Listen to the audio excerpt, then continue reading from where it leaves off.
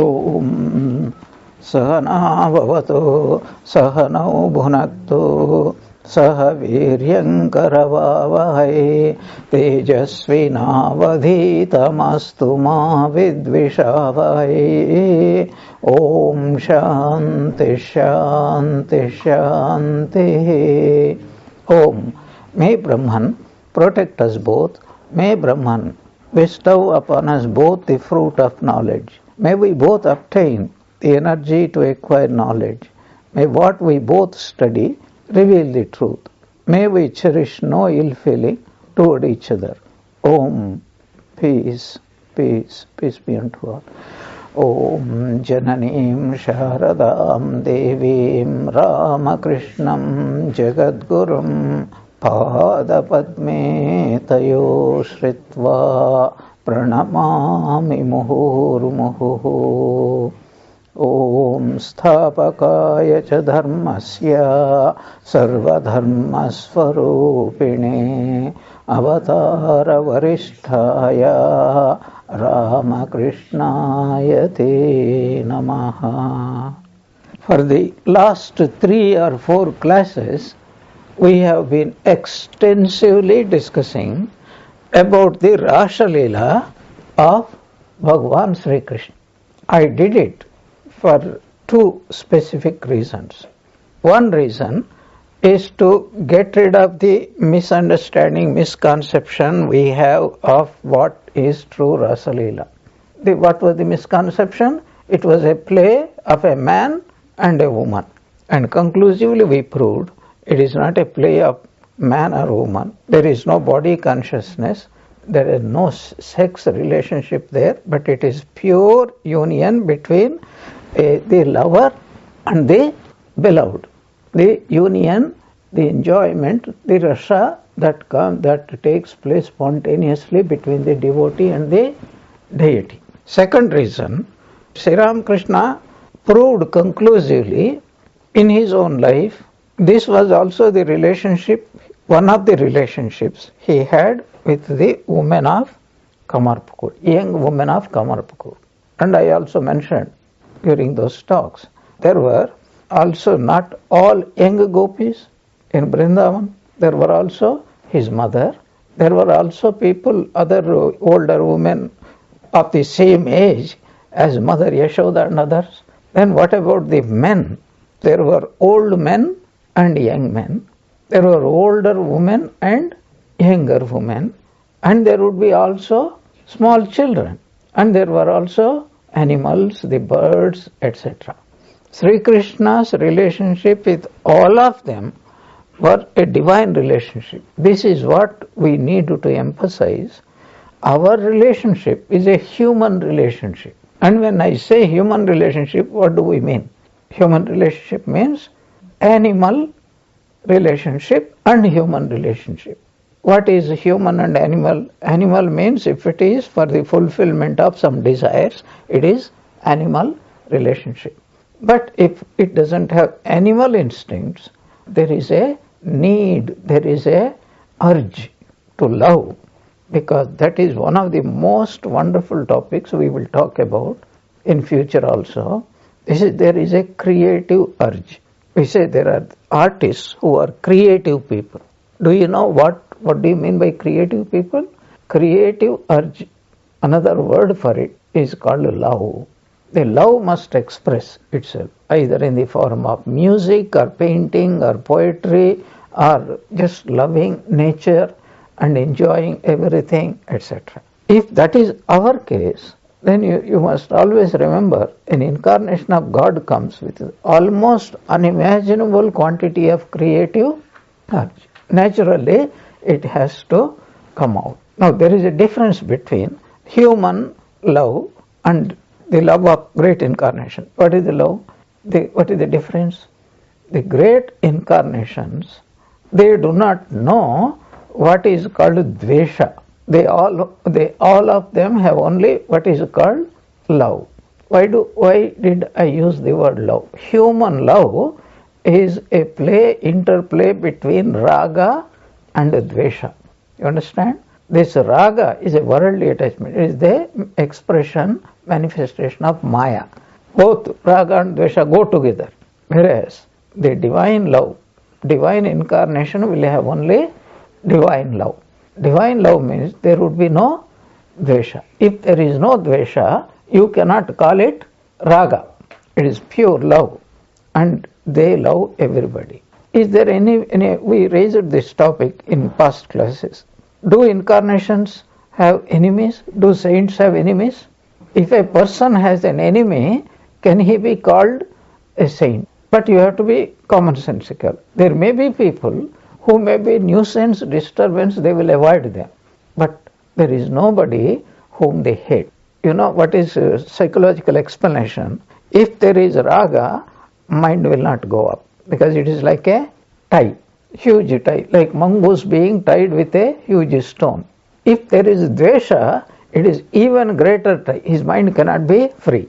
But these people's mind is completely free. I'll just give you one hint. Sri Ramakrishna, he may be cutting jokes, he may be jesting with all, and everybody is laughing and enjoying his.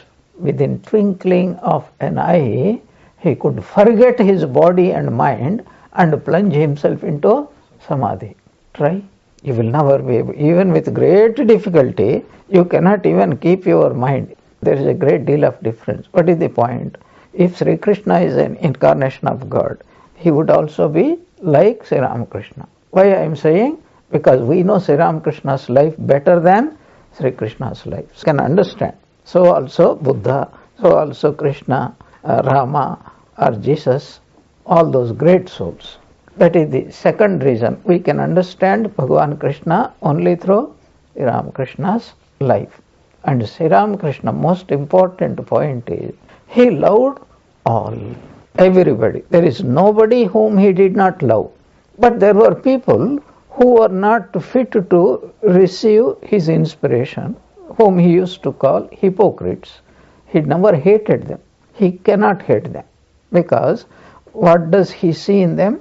Again, there is an important point. We see in others what we see in ourselves. If Sri Ramakrishna can love everybody, what could he see in him? Only divinity. If he knows that I am divine, then only he knows other people are also divine. Then only love is possible. Otherwise, love is not possible. A small digression here. In the Brihadaranyaka Upanishad, there is a mantra which says that nobody loves anybody else. Everybody loves one's own Atma. This Atman is the dearest, most dear to everybody than even Putrat Preyaha. Putra means son. Usually householder loves his children, especially the son. Indian men, they love their male children better than the female children. Sociological phenomena. Anyway, nobody loves anybody better than one loves one's Atman. Nobody loves anything, anybody excepting Atman. This is the categorical statement. And here is a statement, a Gnani loves everybody. Do you see the contradiction? Nobody loves anybody else. And here is a person who loves everybody. It is a contradiction. How do we resolve that contradiction? He says, what is the first statement? Nobody loves anybody excepting himself or herself. What is the second statement? Here is a person who loves everybody. How do you resolve this? In only one way. Because if the Gnani, or when the Gnani knows that I am everything, then only he can love everybody. So he doesn't love anything as other than his own self. That means the Gnani sees one Atman in everything, and he doesn't say that anything is different from me, and that is how he can afford to love everything. Apply this to great incarnations. Apply to Sri Ramakrishna. He could love everybody because he did not think they were different from himself. Though we don't say that he practiced sadhana and did all that, intuitively that was what he was practicing, which he confirmed later on twice. First time without the guidance of any specific teacher. Next time, with the help of every teacher that is available. So Sri Ramakrishna loved everybody, and love can be expressed in 5 ways.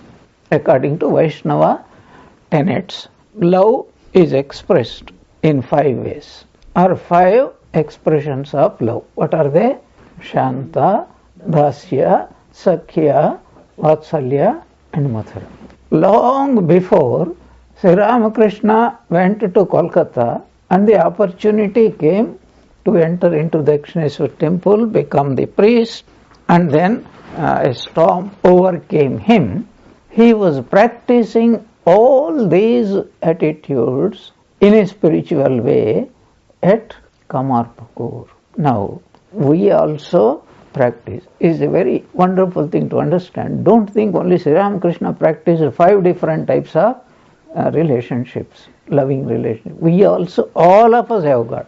First, what is your relationship, let us say, with other devotees? What is the first relationship? Shanta. Shanta means what? Non-attached, peaceful type of relationship. All the devotees with each other. What type of? Oh, you all love each other, but there is no emotional intensity there. Is it not a fact? What is the next one? Dasya Bhakti. I'll give you 2 illustrations. So one illustration is, when your father or mother asks you something, you do this. Will you do it or not? Will you shop for your parents or not? So when you have children, do you practice, which type of expression of love is that? Every mother is the greatest servant. So every mother, every wife is also a greatest servant to, and every husband also is a greatest servant to his wife, to his children, to everybody, completely. That is the second. What is the third one? Sakhya Bhava. We are all practicing, we are all friends. As devotees of Thakur, we are all friends. If something happens to you, I feel. If something happens to me, you feel. I hope. That is called Sakhya Bhava. Then, whenever we come across small children, what type of relationship we have? Vatsalya Bhava. Whenever we see somebody, an elderly monk or elderly person, any man, woman, what would be your immediate relationship? Vatsalya Bhava. Like mother, father, substitutes to mother, father. Is it not? Mathura Bhava is the only Bhava which devotees are not supposed to practice, excepting that is a sacred relationship between the husband and wife. But if we take the essence of that love, what is it? Intense love. We are not talking, there is no sex. Madhura Bhava is nothing to do with sex. That is 100% the mind going from the lover to the beloved, coming from the beloved to the lover. This is called Madhura Bhava. That we have yet to experience. But husband and wife who are living in harmony for many years, married people, they have that. Even though spoken, how do we know? Because if the husband dies, very often it is seen, and quite often, that the wife doesn't survive for a long time. It is seen. What is the point I am making? That even in our lives, we are practicing all these types of relationships, but there is a problem. What is the problem? These are all binding relationships because there is a selfishness involved in it. Whereas when Sri Ramakrishna loved them, first idea is he relates everything to the divine, spirituality. Matru Devo, Matru Devo Bhava, Pitru Devo Bhava, Acharya Devo Bhava, Atiti Devo Bhava. I will tell you something very interesting. Bhairavi Brahmani had her own defects. Totapuri had his own defects. Bhairavi Brahmani loved Sri Ramakrishna. She had visions of Sri Ramakrishna as Gauranga, Chaitanya, Nityananda many times, and as her own Ishtadevata. Who was the Ishtadevata? Sri Rama, Raghuvira. First day she came, she went and cooked food and offered, and then she had vision of her Ishtadevata in Sri Ramakrishna, who came and then ate there. Such a great lady, but her eyes, as it were, was closed for any other truth. She was bound. First problem came, when Totapuri came, she didn't want. That motherly protectiveness. I want to keep you all for myself. I don't want you to be claimed by others. You are my disciple, etc. And of course, she did not like Advaita Vedanta. This is the problem, common normal problem, which Swami Vivekananda had encountered in the West. The moment he starts talking about Advaita Vedanta, quite a number of people abruptly left the hall. They say it is not our this, because they were nurtured in the milk of what? Pure, what they call church devotional method. They cannot dare to think that I and Jesus Christ are brothers. At least, Baba, he is your eldest brother and you are your younger brother. That also not possible. Though it is implied there all the time. The second time, when Sri Ramakrishna took Bhairavi Brahmani, and then Sri Ramakrishna by that time was married, he called Holy Mother there, and he instructed Holy Mother that you maintain what type of relationship? Mother-in-law, because she is like my mother, Guru Mata. And Holy Mother maintained that attitude and suffered for that. But again, this Bhairavi Brahmani could not tolerate, did not even understand that it was inimical to spiritual experience. Where is the question of possession? Everything belongs to God. This is a very important point. The moment anybody becomes a devotee, the devotee belongs to whom? To God. What is the idea of belonging to God? Belonging to God means what? Belonging to what? All. You cannot hold. You should never have the idea, say your Guru. Your Guru is Madguruhu, Jagadguruhu, Mannathaha, Jagannathaha. What a wonderful idea. That Mannatho, Jagannatho, Madguruhu, Jagadguruhu, Madatma, Sarva Bhutantaratma, Madguruhu, Jagadguruhu. That means what? I have no claim over my Guru, over my God. If Bhagavan Krishna loves anybody else, then you have to be happy that he is loving more than me. Otherwise it becomes a bondage. But the time had not come for her to realize it. But when she went to Kamarpur, she started quarreling with everybody practically, including Sri Ramakrishna. Beautiful description was there. Somehow the simple village folk have intuitively understood Sri Ramakrishna was a spiritual person. They used to come with their own spiritual problems, and she could not tolerate. Very interesting, I am dwelling, enjoy it, Leela. So long as he was at Dakshineshwar, she was his Guru, and there was no rival, because nobody was interested in going to Sri Ramakrishna, neither coming to her nor going to Sri Ramakrishna. But the moment he went to Kamarpukur, people somehow intuitively, here is a person who can help us in solving spiritual doubts and helping us. So she started feeling, why do they go to him? They should come to me, because what he is all because of me. So far I have not used that word. What is that word? Jealousy. This is called jealousy. She could not tolerate Holy Mother, because Holy Mother shares his love, which should not go to anybody else, like this mother-in-law, daughter-in-law problem. Even in spiritual life also, mother-in-law, daughter-in-law problem is still there. So Sri Ramakrishna understood it. But he practiced what is called Vatsalya Bhakti towards her. He never lost little bit of his devotion to her, in spite of crystal clearly knowing what was bugging her. What was her bug? He knew he was not a fool, because this power of observation he had much earlier also. But his reverence, respect, obedience has not become this much less. By his grace, by the Divine Mother's grace, because who was working through Sri Ramakrishna? It was only Divine Mother.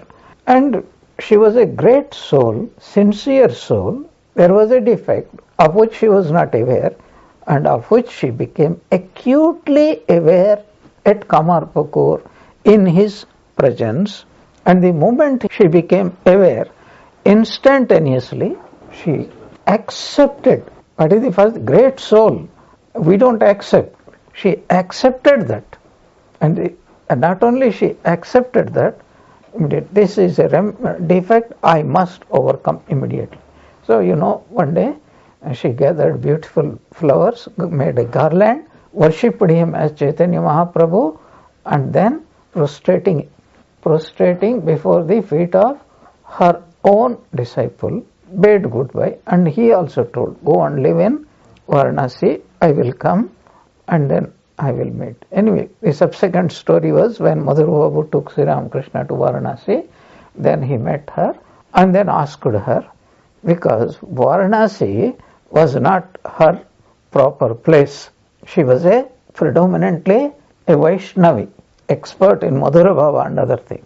Took her along with him to Vrindavan, and sometime at Vrindavan, after he came away, she passed away. She must have attained mukti there. If Sri Ramakrishna's gurus do not attain mukti, what would be our hope? At least for that purpose they have to attain mukti. At least that is what had happened. Sri Ramakrishna practiced all relationships. That was a very fertile ground.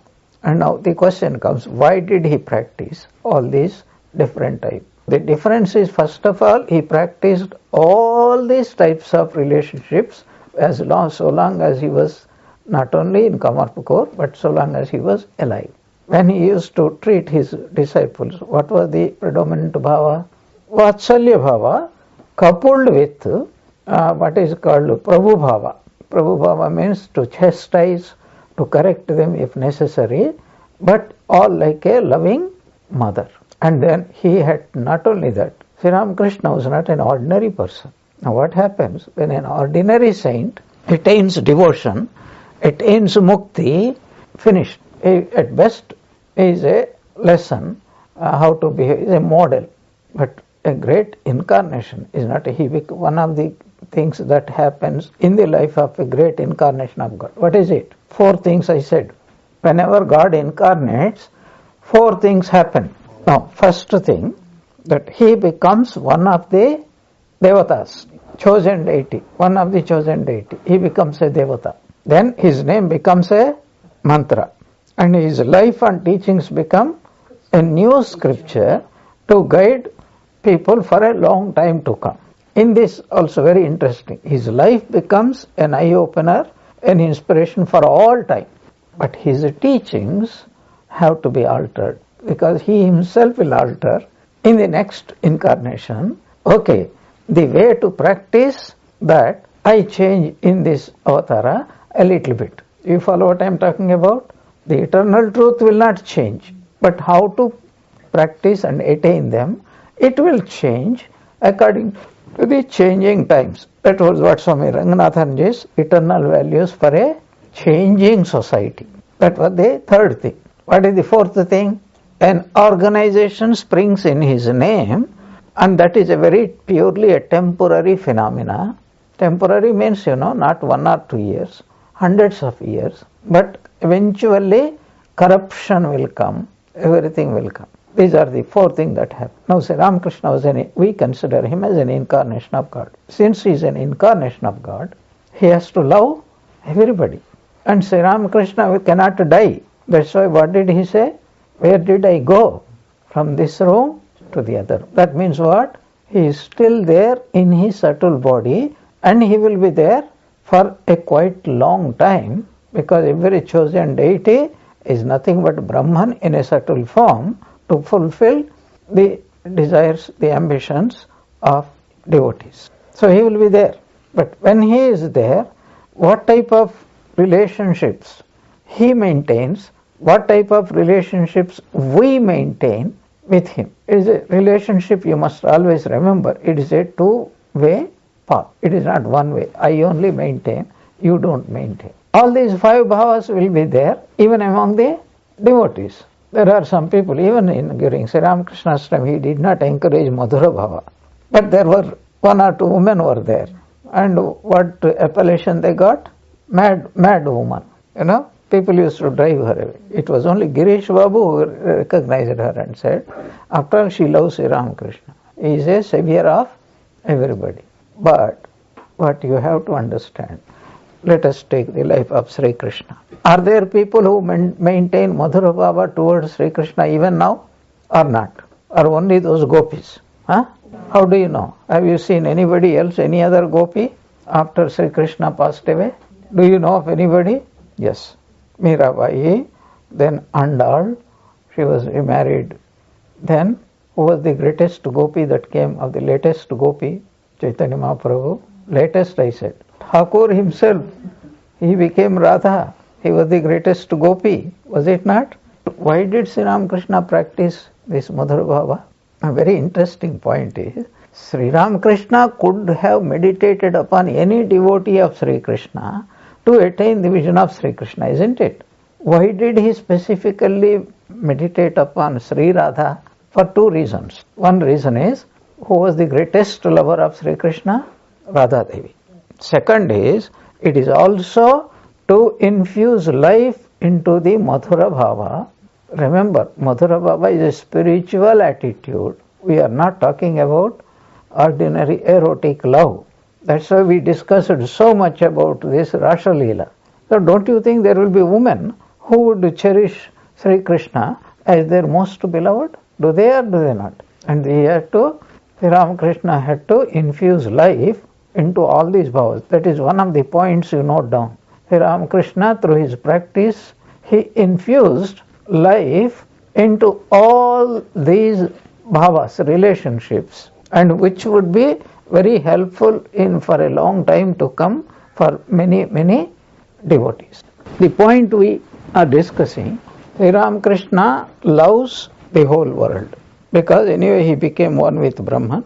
He loves the whole world, and he loved everybody through these 5 bhavas, and he would be an inspiration to all of us, to many future generations, that since we are all already going to have all the 5 bhavas, if you analyze your life, you will see your loving relationship with everybody doesn't fall under the same category.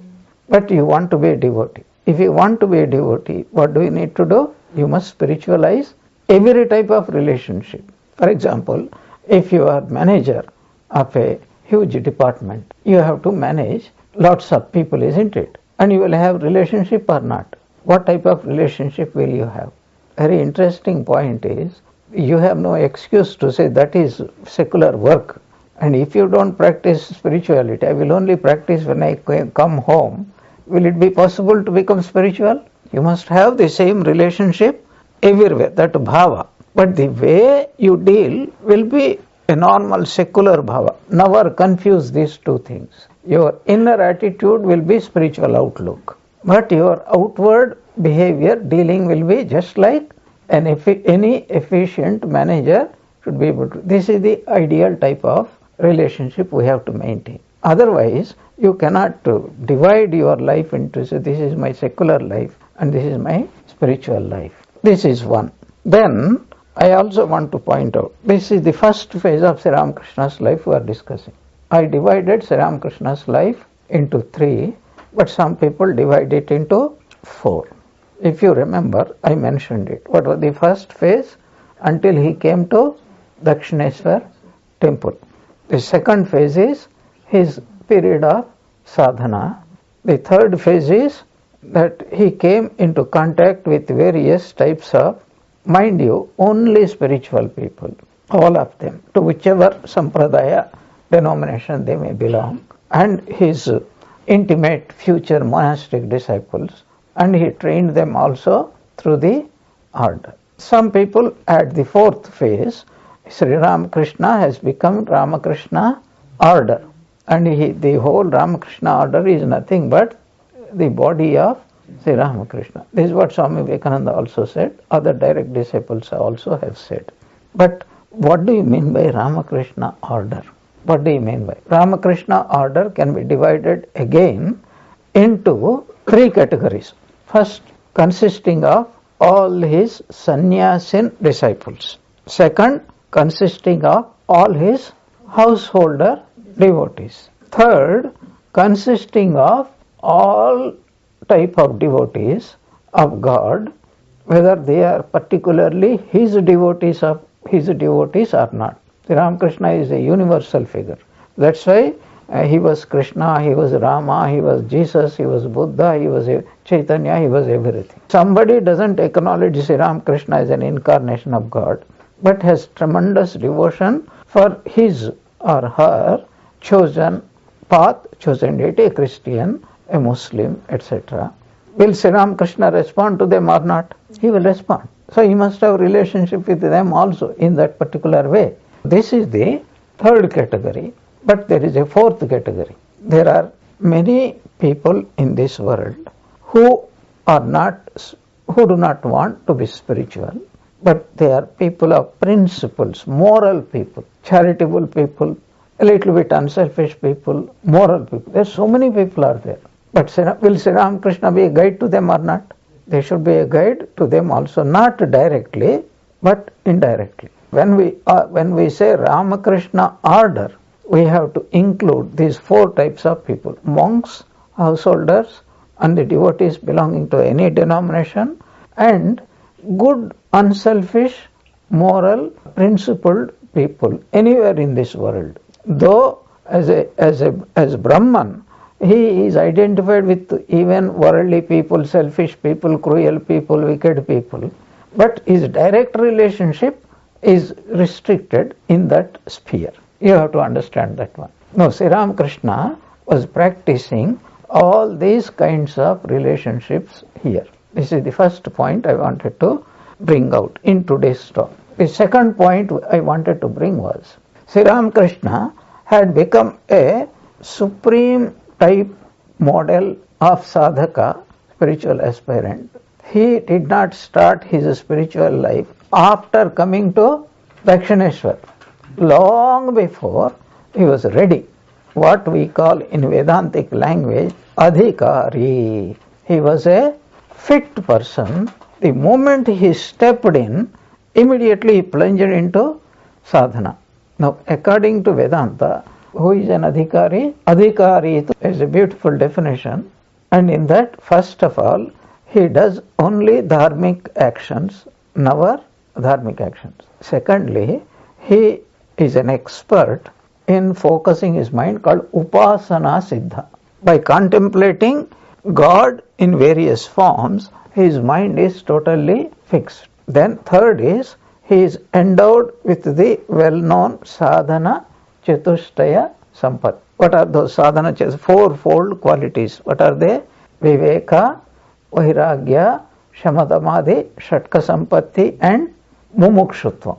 In our next class, we will discuss it a little more elaborately. What I wanted to point out in this class is, Sri Ramakrishna was practicing all these things meticulously, became a perfect adhikari long before he went to Kolkata and to Dakshineshwar and assumed the role of a priest. That is where one of the last points I want to make here is, our sadhana chatushtaya has very much to do with our relationship with everybody, with everything. Suppose you have a big house. Have you a relationship with a big house or not? But if you are a sadhaka, spiritual aspirant, what type of relationship you should have? Spiritual relationship. Your relationship with your property, your relationship with your body mind. You should have a distinct relationship with your body, with your mind, and with whatever belongs to you, and with whatever doesn't belong to you, but with whom you are forced to come into contact. And you are supposing, your discrimination, power of discrimination, and your power of dispassion. Suppose you are a beggar, you are in Himalayan cave. What dispassion are you going to practice? You don't get anything, excepting roti and dal. What type of vairagya are you going to practice? Only when you have these things, you can practice. Do you see what I mean? These four you have to understand. With whichever people or objects we come into contact with, this discrimination, dispassion, control over the mind, etc. Sri Ramakrishna possessed supreme discrimination. Sri Ramakrishna had supreme dispassion. Sri Ramakrishna had supreme control over both his body and mind. And he had deep longing for the realization of God. How do you know? Two instances I will tell you. One, he used to feel that I have a mission in life. I would like to lead a pure monk's life, only devoted to God. That was his predominant feeling. Second, as you know, Sri Ramakrishna was endowed with very highly imaginative mind. And what was his imagination?